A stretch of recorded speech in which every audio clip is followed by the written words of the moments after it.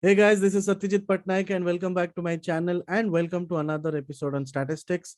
Today's topic is all about skewness.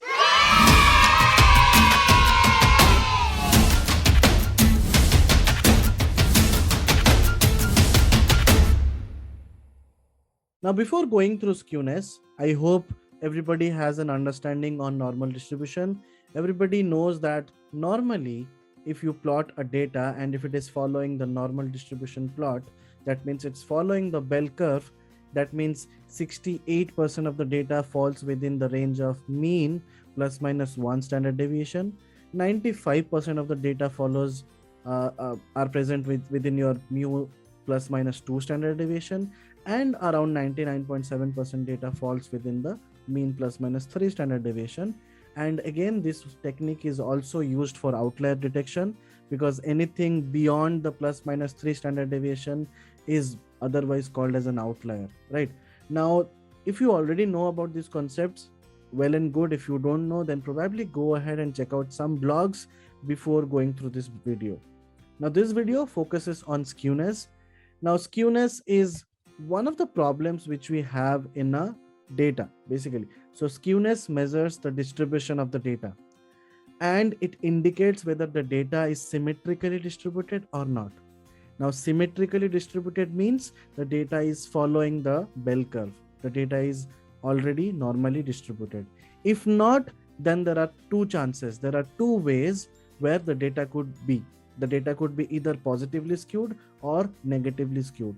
So the type of skewness are symmetric, which is the best case scenario, positively skewed, and negatively skewed.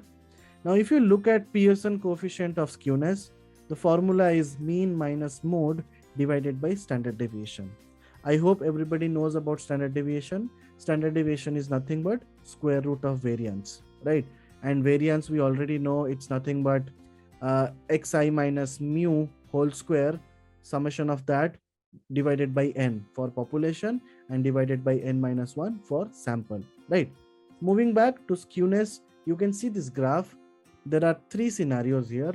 One of them is the symmetrical scenario, where the mean, median, and mode are almost following in the same direction. That means almost the mean equivalents to median and that equivalents to your mode. That's your symmetric data. That means the data is following bell curve.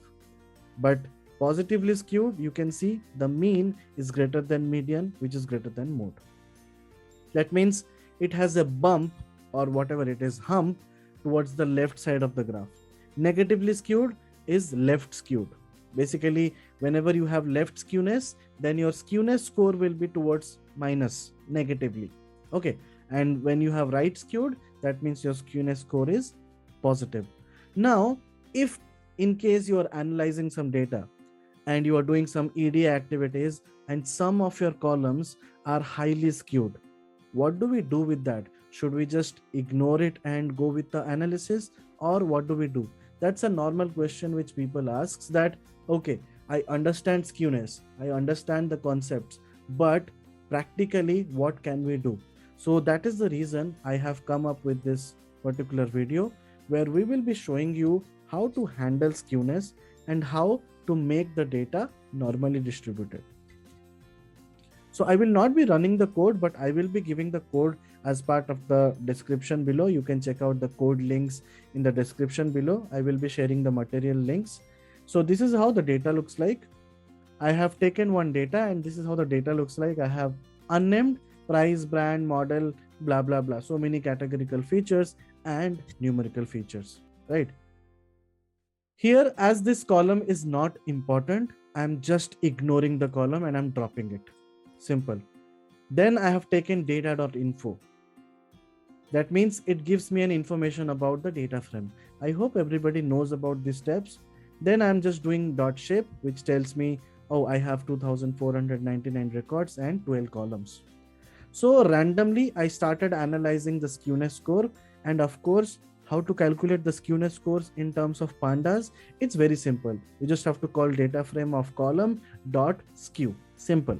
Or else you can also plot a histogram or a dist plot using Seaborn library to see how the distribution looks like. And of course, when you are dealing a data in Excel sheets, there is a direct formula which is equals to skew, SKEW. That will give you the score. Positive skewness means positively skewed and negative means negatively skewed. As simple as that. So here I'm analyzing the price column. Now price column, you can see I have just plotted a histogram. Of course, looking at the graph, I can always see that it's positively skewed, right? It is following this pattern. It is right skewed and positively skewed. Of course, I have calculated the skewness score, which is very simple to calculate in pandas, and the score is very high, 0.9. Similarly, I have also done the dist plot inside your Seaborn library. Dist plot, if you don't know what is a dist plot, it's a distribution plot, which is a combination of KDE plot and a histogram. You can see this is the KDE plot, which is the kernel density estimation plot, and the histograms. It also indicates that the data is positively skewed. As we can see, the skewed values lies between 0.5 to 1 range. So the data is moderately skewed. That means we can still take ahead and solve this problem using the normal data. We don't have to convert the data, or we don't have to do some transformations. And then I started analyzing other columns, and then I got to know that there is a column called as mileage, this one. And when I did a skewness score on mileage, I could find that the mileage skewness score is very high. That means it's very highly skewed. Again, if you look at the dist plot, you can see it's very highly positively skewed, right? As we can see, the skewed values lies between -1 and greater than +1. That means data is heavily skewed.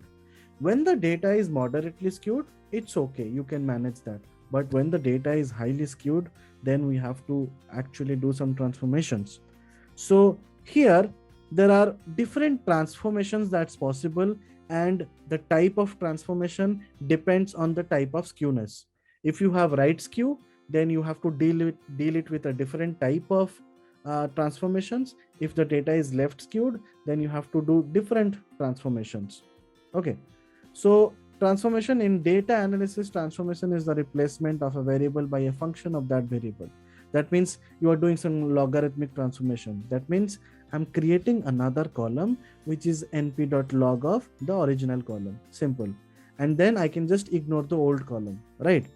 So here I'm doing a log transformation, and here I have simply called np.log data mileage, and I have created a new parameter, which is log_mileage. And this is how my log mileage looks like. And then I have calculated the skewness score, but the output is NaN, which is not a number. Why?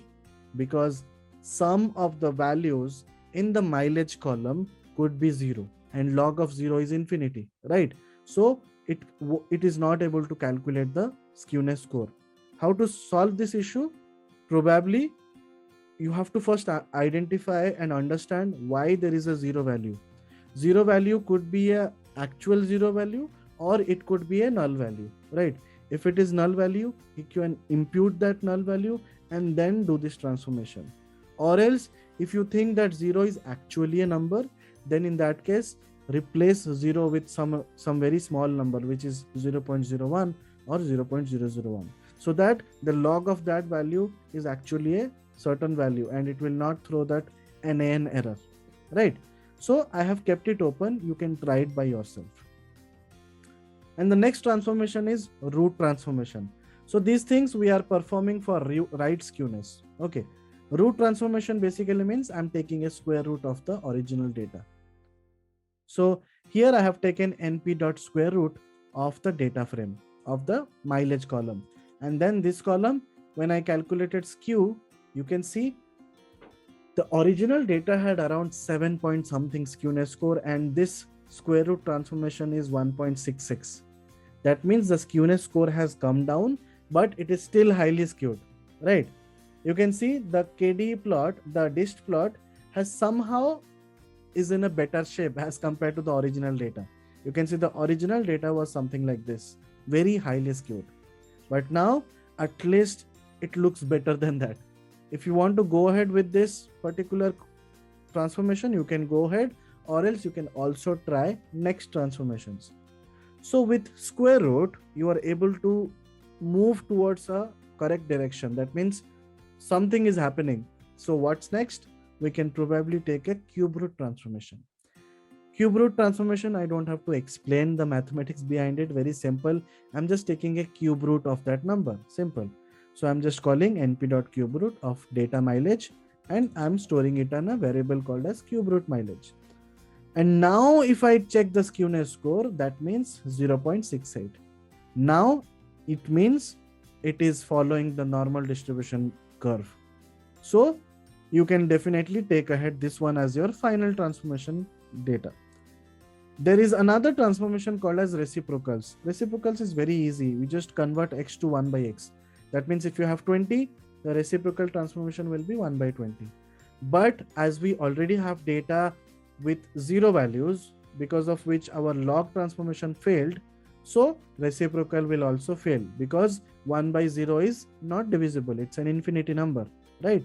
So that is the reason my np.reciprocal values also failed with a NaN error. That means not a number. So this is how you can handle the right skewness.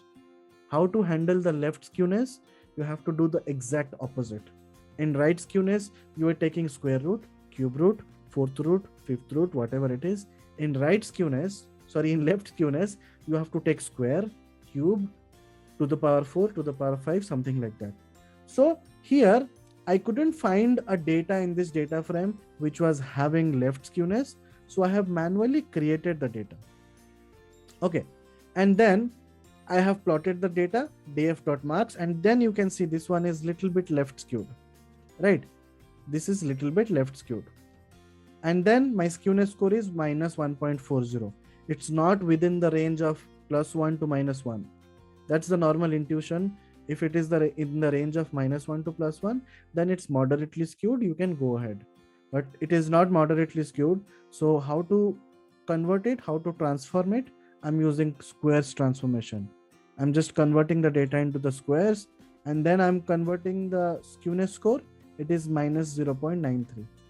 If you are happy with it, you can just plot it and then see. If you are not happy, you can go ahead with the cubes transformation. Again, in cubes transformation, my skewness score is minus 0.613.